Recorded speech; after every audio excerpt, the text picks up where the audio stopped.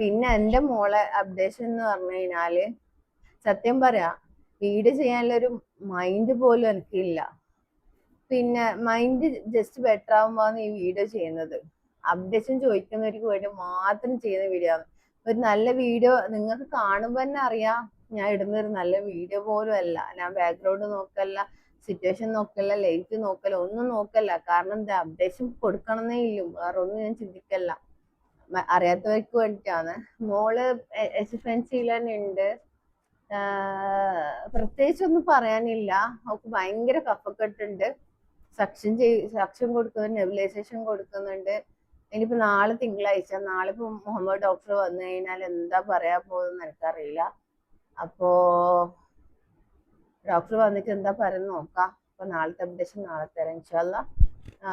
ഇപ്പോഴത്തെ അവസ്ഥയില് ഇതുവരെ ഈ സമയം വരെ ഡേഞ്ചറിൽ പോയിട്ടില്ല. ഇങ്ങനെ ഉണ്ട്, ഓക്സിജൻ മെയിൻറ്റെയിൻ ചെയ്യുന്നുണ്ട്.